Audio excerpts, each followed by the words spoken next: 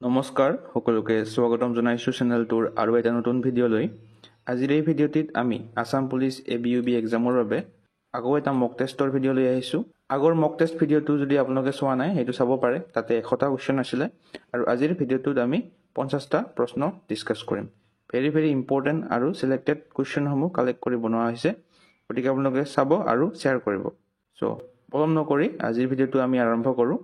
চ' আজিৰ প্ৰথম প্ৰশ্নটো হৈছে Question number 1. Who was the Prime Minister of India during signing of Assam Accord?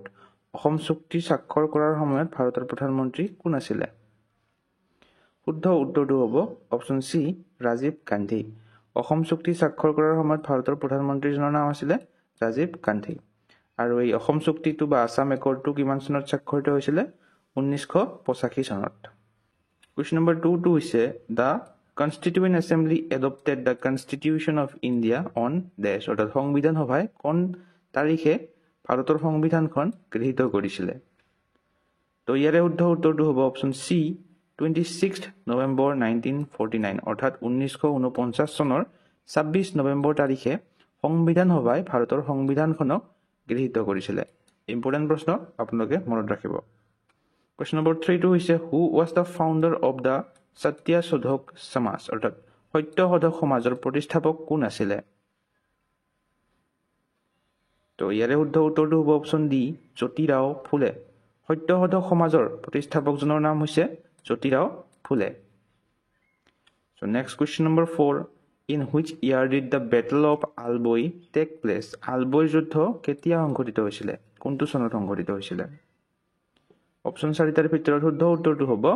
Option C, 1669 অৰ্থাৎ 1669 চনত আলবৈৰ যুদ্ধটো সংঘটিত হৈছিলে। আলবৈৰ যুদ্ধটো কাৰ কাৰ মাজত সংঘটিত হৈছিলে? আহোম আৰু মোগলৰ মাজত। Next question 5. Which planet emits green light অৰ্থাৎ কোনটো গ্ৰহই সেউজীয়া পোহৰ নিৰ্গত কৰে? এইটো প্ৰশ্ন আগতে আসাম পুলিচ SI এক্সামত আহি গৈছে। ইয়াৰে শুদ্ধ উত্তৰটো হ'ব অপশ্যন বি, ইউৰেনাছ অৰ্থাৎ এই ইউৰেনাছ গ্ৰহটোৱে সেউজীয়া পোহৰ নিৰ্গত কৰে। Next question number 6. Dilwara temples are located in which state? Dilwara মন্দিৰ কোনখন ৰাজ্যত অৱস্থিত? গুজৰাট, ৰাজস্থান, মধ্যপ্ৰদেশ নে মহাৰাষ্ট্ৰ? শুদ্ধ উত্তৰটো হ'ব অপশ্যন বি, ৰাজস্থান। এই দিলৱাৰা মন্দিৰটো ৰাজস্থান ৰাজ্যত অৱস্থিত। ৰাজস্থানৰ এখন হিল ষ্টেচন মাউণ্ট আবুত এইটো দিলৱাৰা মন্দিৰটো আছে। So next question number 7. Who was the first Assamese female IAS officer? অৰ্থাৎ প্ৰথম অসমীয়া মহিলা IAS বিষয়া কোন? শুদ্ধ উত্তৰ অপশ্যন এ, পাৰুল দাস অৰ্থাৎ প্ৰথম অসমীয়া মহিলা IAS Indian Administrative Service Parul Das.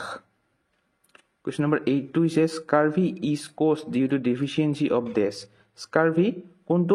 ভিটামিনৰ অভাৱৰ বাবে হয়? ইয়াৰে শুদ্ধ উত্তৰটো হ'ব অপশ্যন চি, ভিটামিন চি। স্কাৰ্ভিটো ভিটামিন চিৰ অভাৱত হয়। Question number 9 হৈছে the international date line refers to ডেছ অৰ্থাৎ তলৰ কোনটো লংগিটিউডে আন্তৰ্জাতিক তাৰিখ ৰেখা নিৰ্দেশ কৰে? শুদ্ধ উত্তৰ হ'ব অপশ্যন চি, 180 ডিগ্ৰী লংগিটিউড অৰ্থাৎ 180 ডিগ্ৰী দ্ৰাঘিমাংশই এই আন্তৰ্জাতিক তাৰিখ বা ইণ্টাৰনেশ্যনেল ডেট লাইনটো নিৰ্দেশ কৰে। Question number 10. The capital of South Korea dash দক্ষিণ কোৰিয়াৰ ৰাজধানী কি?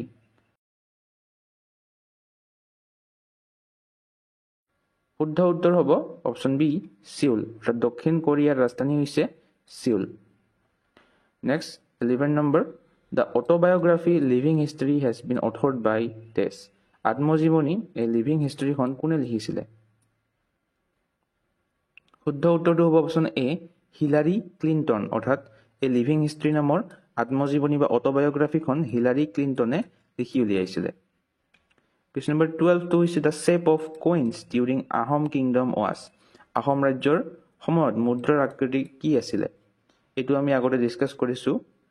শুদ্ধ উত্তৰ অপশ্যন বি, অক্টাগনেল অৰ্থাৎ আহোম ৰাজ্যৰ সময়ত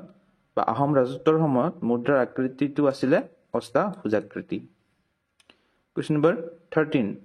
What is the other name of Chanakya অৰ্থাৎ চাণক্যৰ অন্য নাম কি? কৌটিল্য, ভাস্কৰাচাৰ্য, আৰ্যভট্ট নে বিষ্ণুগুপ্ত? শুদ্ধ উত্তৰটো হ'ব অপশ্যন ডি, বিষ্ণুগুপ্ত চাণক্যৰ আন এটা নাম হৈছে বিষ্ণুগুপ্ত কুৱেশ্যন নম্বৰ 14 হৈছে Sivadol was constructed by which queen অৰ্থাৎ শিৱদৌল কোনগৰাকী ৰাণীয়ে নিৰ্মাণ কৰিছিলে ফুলেশ্বৰী কুঁৱৰী চন্দ্ৰপ্ৰভা কুঁৱৰী ইন্দিৰা কুঁৱৰী নে অম্বিকা কুঁৱৰী শুদ্ধ উত্তৰ অপশ্যন ডি অম্বিকা কুঁৱৰী শিৱদৌল অম্বিকা কুঁৱৰীয়ে নিৰ্মাণ কৰিছিলে Question number 15 is the speed of light will be minimum while passing through days. কোনটো মাধ্যমৰ মাজেৰে পাৰ হৈ যোৱা সময়ৰ পোহৰৰ গতি ন্যূনতম হ'ব শুদ্ধ উত্তৰটো হ'ব অপশ্যন সি গ্লাছ অৰ্থাৎ গ্লাছত পোহৰৰ গতি ন্যূনতম হয় বা আটাইতকৈ কম হয় আৰু ভেকামত আটাইতকৈ বেছি হয় Question number 16 is how many members can nominated to the Lok Sabha by President of India অৰ্থাৎ ভাৰতৰ ৰাষ্ট্ৰপতিয়ে লোকসভালৈ কিমানজন সদস্য মনোনীত কৰিব পাৰে শুদ্ধ উত্তৰটো হ'ব অপশ্যন এ 2 অৰ্থাৎ ভাৰতৰ ৰাষ্ট্ৰপতিয়ে মাত্ৰ দুজন সদস্যক মনোনীত কৰিব পাৰে লোকসভালৈ Question number 17 হৈছে what is the current cultural affairs minister of Assam অৰ্থাৎ অসমৰ বৰ্তমান সাংস্কৃতিক পৰিক্ৰমা মন্ত্ৰী কোন ইয়াৰে শুদ্ধ উত্তৰটো হ'ব অপশ্যন সি বিমল বৰা বৰ্তমান অসমৰ সাংস্কৃতিক পৰিক্ৰমা বা কালচাৰেল এফেয়াৰ্স মিনিষ্টাৰজনৰ নাম হৈছে বিমল বৰা Question number 18 হৈছে what is the official currency of Thailand থাইলেণ্ডৰ চৰকাৰী মুদ্ৰা কোনটো হয় ভাট ৰুপিয়া কাইট নে টেকা শুদ্ধ উত্তৰটো হ'ব অপশ্যন এ ভাট অৰ্থাৎ থাইলেণ্ডৰ চৰকাৰী মুদ্ৰাটো হৈছে ভাট Question number 19 A Supreme Court judge can be removed by dash উচ্চতম ন্যায়ালয়ৰ এজন ন্যায়াধীশক কোনে অপসাৰণ কৰিব পাৰে শুদ্ধ উত্তৰ হ'ব অপশ্যন সি প্ৰেসিডেন্ট অৰ্থাৎ উচ্চতম ন্যায়ালয়ৰ এজন ন্যায়াধীশক ৰাষ্ট্ৰপতিয়ে ভাৰতৰ ৰাষ্ট্ৰপতিয়ে অপসাৰণ কৰিব পাৰে Question number 22 হৈছে in national flag of India the Ashok Chakra has this ভাৰতীয় ৰাষ্ট্ৰীয় পতাকাত অশোক চক্ৰত তেজ আছে অৰ্থাৎ কোনটো শুদ্ধ হ'ব এই চাৰিটাৰ তো অপশ্যন সি টো শুদ্ধ হ'ব 24 spokes in blue color অৰ্থাৎ নীলা ৰঙৰ 24টা স্পক বা 24ডাল দণ্ড থাকে Question number 21 myopia can be corrected by using which lens myopia কোনটো লেন্স ব্যৱহাৰ কৰি সংশোধন কৰা হয় উত্তল দাপন অবতল নে সিলিন্ড্ৰিকেল নে বাইফোকেল শুদ্ধ উত্তৰটো হ'ব অপশ্যন বি কনকেভ অৰ্থাৎ অবতল দাপন ব্যৱহাৰ কৰি মায়োপিয়া সংশোধন কৰা হয় আৰু হাইপাৰমেট্ৰোপিয়া বুলি ক'লে কনভেক্স বা উত্তল দাপন হ'ব Question number 22 who is the current chief of army staff অৰ্থাৎ ভাৰতীয় সেনা বাহিনীৰ বৰ্তমান সেনা প্ৰধানজন কোন এই অপশ্যন চাৰিটাৰ শুদ্ধ উত্তৰটো হ'ব অপশ্যন সি জেনেৰেল উপেন্দ্ৰ দ্বিবেদী অৰ্থাৎ ভাৰতীয় সেনা বাহিনীৰ বৰ্তমান সেনা প্ৰধানজনৰ নাম হৈছে Upendra দ্বিবেদী Question number 23 who said man is a political animal মানুহ ৰাজনৈতিক জন্তু বুলি এইটো কোনে কৈছে প্লেটো মেকিয়াভেলি সক্ৰেটিছ নে এৰিষ্টটল শুদ্ধ উত্তৰ অপশ্যন ডি এৰিষ্টটল মানুহ ৰাজনৈতিক জন্তু বুলি এৰিষ্টটলে কৈছিলে Question number 24 টো হৈছে what is the capital of Afghanistan আফগানিস্তানৰ ৰাজধানী কি শুদ্ধ উত্তৰটো হ'ব অপশ্যন এ কাবুল অৰ্থাৎ আফগানিস্তানৰ বৰ্তমান ৰাজধানী হৈছে Kabul Question number 25 Parthiv Gogoi is a dash অৰ্থাৎ পাৰ্থিৱ গগৈ তলত দিয়া কোনটো শুদ্ধ হ'ব ক্ৰিকেট খেলুৱৈ ফুটবলাৰ বক্সাৰ নে হকি খেলুৱৈ হয় পাৰ্থিৱ গগৈ হৈছে অপশ্যন বি ফুটবলাৰ অৰ্থাৎ পাৰ্থিৱ গগৈ এগৰাকী ফুটবল খেলুৱৈ Question number 26 টো হৈছে holes in the ozone layer are caused by this ওজন স্তৰত ফুটা হোৱাৰ মুখ্য কোনটো কাৰণ হয় কোনটো গ্যাস হ'ব শুদ্ধ ইয়াৰে শুদ্ধ উত্তৰটো হ'ব অপশ্যন সি CFC অৰ্থাৎ ওজন স্তৰত ফুটা হোৱাৰ কাৰণ হৈছে CFC বা ক্লৰ'ফ্লুৰ'কাৰ্বন Question number 27 টো হৈছে 10th December is celebrated globally as this 10 December তাৰিখটো বিশ্বব্যাপী উদযাপন কৰা হয় আৰু সেই কি দিৱস হিচাপে পালন কৰা হয় আমাক সুধিছে শুদ্ধ উত্তৰটো হ'ব option a human rights day অৰ্থাৎ 10 ডিসেম্বৰ তাৰিখে মানৱ অধিকাৰ দিৱস হিচাপে পালন কৰা হয় সুধিব পাৰে মানৱ অধিকাৰ দিৱস কোন তাৰিখে পালন কৰা হয় শুদ্ধ উত্তৰটো হ'ব 10 ডিসেম্বৰ Question number 28 টো হৈছে who was the first Assamese ICS officer প্ৰথম অসমীয়া ICS বিষয়া কোন ইজি হয় প্ৰশ্নটো সকলোৱে জানো অপশ্যন এ আনন্দৰাম বৰুৱা প্ৰথম ICS বিষয়া জনৰ নাম হৈছে Anandaram Barua Question number 29 which was the first newspaper in India ভাৰতৰ প্ৰথম সংবাদপত্ৰখন কোনখন আছিল শুদ্ধ উত্তৰটো হ'ব অপশ্যন ডি বেংগল গেজেট অৰ্থাৎ ভাৰতৰ প্ৰথম সংবাদপত্ৰ বা বাতৰি কাকত আছিলে Bengal gadget Question number 30 The Rangaswamy Cup is associated with which sport Rangaswamy Cup এইটো কোনটো খেলৰ সৈতে জড়িত হয় Correct option A hockey অৰ্থাৎ Rangaswamy Cup তো হকি খেলৰ সৈতে জড়িত Question number 31 What is the old name of Assam Rifles Assam Rifles er পুৰণি নাম কোনটো হয় শুদ্ধ উত্তৰ option B Cachar levy Assam ৰাইফলছৰ পুৰণি নামটো হৈছে Cachar levy Question number 32 IBRD is also known as this অৰ্থাৎ এই IBRD দেশ নামেৰে জনা যায়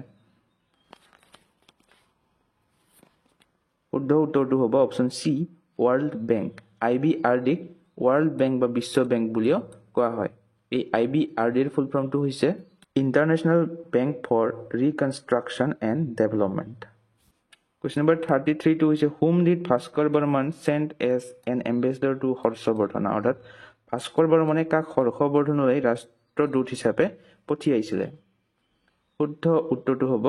অপশ্যন বি হংসভগা অৰ্থাৎ ভাস্কৰ বৰ্মনে হংসভগাক হৰ্ষবৰ্ধনলৈ ৰাষ্ট্ৰদূত হিচাপে পঠিয়াইছিলে Question number 34 Who won gold medal in the women 66 kg welterweight category in 38th National Games 2025 অসমৰ পৰা 38 সংখ্যক ৰাষ্ট্ৰীয় গেমছত মহিলাৰ 66 কেজি ওয়াল্টাৰৱেট শাখাত কোনে স্বৰ্ণ পদক লাভ কৰে শুদ্ধ উত্তৰটো হ'ব অপশ্যন বি অংকুচিতা বড়োৱে 66 কেজি ওয়াল্টাৰৱেট শাখাত স্বৰ্ণ পদক লাভ কৰে 38 সংখ্যক ৰাষ্ট্ৰীয় খেল ইয়াৰ বাবে এটা ভিডিও ডেসক্ৰিপটিভ ভাৱে বনাই থোৱা আছে সেইটো যদি চাই আপোনালোকে চাব পাৰে Question number 35 to is What was the first Assamese partially colored film অসমীয়া প্ৰথম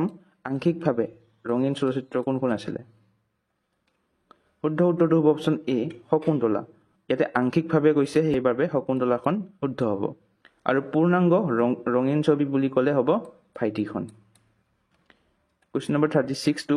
Which temple was built during the Salastambha dynasty Salastambha বংশৰ সময়ত কোনটো মন্দিৰ নিৰ্মাণ হৈছিল শুদ্ধ উত্তৰটো হ'ব অপশ্যন বি মহাভৈৰৱ মন্দিৰ শালস্তম্ভ বংশৰ সময়ত এই মহাভৈৰৱ মন্দিৰটো নিৰ্মাণ কৰা হৈছিল Question number 37 Which gas is used in refrigerator to cool water পানী ঠাণ্ডা কৰিবলৈ ফ্ৰিজত কোনটো গেছ ব্যৱহাৰ কৰা হয়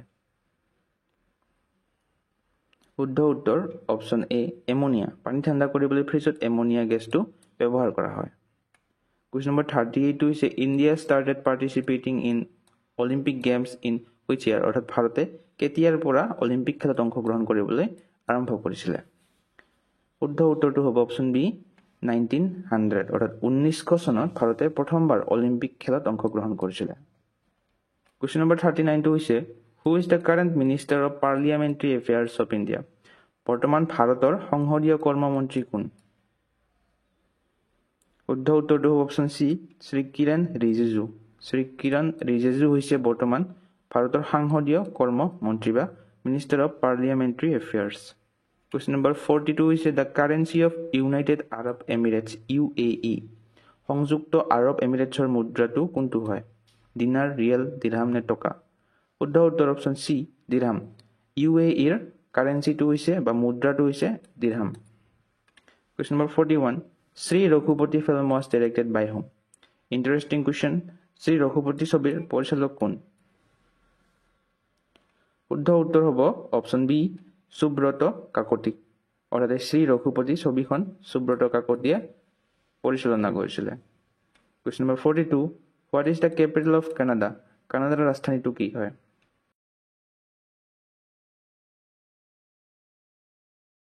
শুদ্ধ উত্তৰ হয় অপশ্যন ডি অটাৱা কানাডাৰ ৰাজধানীখনৰ নাম হৈছে অটাৱা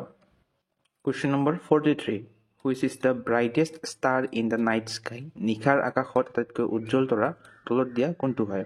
নৰ্থ ষ্টাৰ ভেগা সিৰিয়াছ নে এটা নহয় শুদ্ধ উত্তৰটো হ'ব অপশ্যন সি সিৰিয়াছ অৰ্থাৎ নিখাৰ আকাশত পৃথিৱীত আটাইতকৈ উজ্জ্বল তৰাটো হৈছে সিৰিয়াছ Question number 44 Nalanda University is located in which state of India এই নালন্দা বিশ্ববিদ্যালয়খন ভাৰতৰ কোনখন ৰাজ্যত অৱস্থিত শুদ্ধ উত্তৰটো হ'ব অপশ্যন সি বিহাৰ নালন্দা বিশ্ববিদ্যালয়খন বিহাৰত অৱস্থিত Question number 45 to is what is the other name of Swargadev Gaurinath Singh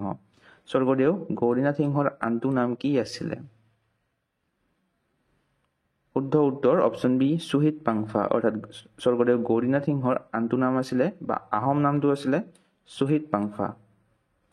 Question number 46 to is Ponung is a folk dance from which state Ponung লোকনৃত্যটো কোনখন ৰাজ্যৰ লোকনৃত্য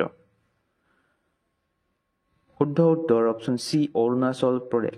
পনুং লোকনৃত্যটো অৰুণাচল প্ৰদেশৰ লোকনৃত্য হয় Question number 47 How many official languages are there in the Indian Constitution ভাৰতীয় সংবিধানত বৰ্তমান কিমানটা চৰকাৰী ভাষা আছে শুদ্ধ উত্তৰ অপশন ডি 22 অৰ্থাৎ ভাৰতীয় সংবিধানত বৰ্তমান 22টা চৰকাৰী ভাষা আছে So question number 48 which gas is used for ripening of fruits ফল পকোৱাৰ বাবে কোনটো গেছ ব্যৱহাৰ কৰা হয় অপশন এ ইথিলিন ফল পকোৱাৰ বাবে ইথিলিন গেছ ব্যৱহাৰ কৰা হয় Question number 49 to is who established the Hindu college in Kolkata in 1817 অৰ্থাৎ 1817 চনত কলকাতাত হিন্দু মহাবিদ্যালয়খন কোনে প্ৰতিষ্ঠা কৰিছিল শুদ্ধ উত্তৰ অপশন এ ৰাজা ৰামমোহন ৰায় কলকাতাৰ হিন্দু মহাবিদ্যালয়খন ৰাজা ৰামমোহন ৰায়ে 1817 চনত প্ৰতিষ্ঠা কৰিছিল Question number 52 হৈছে এটা ৰিজনিং টাইপৰ কোৱেশ্চন শোণিতপুৰ তেজপুৰ হয় তো দৰং কি হ'ব শুদ্ধ উত্তৰটো হ'ব অপশন সি সিপাজাৰ অৰ্থাৎ তেজপুৰখন শোণিতপুৰ জিলাৰ এখন সিটি হয় আৰু সেইদৰে সিপাজাৰখনো এখন দৰং জিলাৰ সিটি হয় সো শেষত আপোনালোকৰ বাবে আৰু এটা এক্সট্ৰা কোৱেশ্চন দি থৈছো এইটো হৈছে Swarnalata is a historical novel written by হোম স্বৰ্ণলতা এখন ঐতিহাসিক উপন্যাস এইখনৰ লিখক কোন এই চাৰিটা অপচনৰ কোনটো শুদ্ধ হয় আপোনালোকে কমেন্ট সেকশনত জনাব আৰু এই 50টা প্ৰশ্নৰ আপোনালোকে কিমানটা শুদ্ধ কৰিব পাৰিলে কমেন্ট সেকশনত জনাব ভিডিওটো চাই যদি ভাল লাগে লাইক শেয়াৰ আৰু কমেন্ট কৰিবলৈ একদমই নাপাহৰিব লগতে এসেনশিয়াল ষ্টাডিজ অন চেনেলটো সাবস্ক্ৰাইব কৰিবলৈ নাপাহৰিব আজিলৈ ইমানেই ধন্যবাদ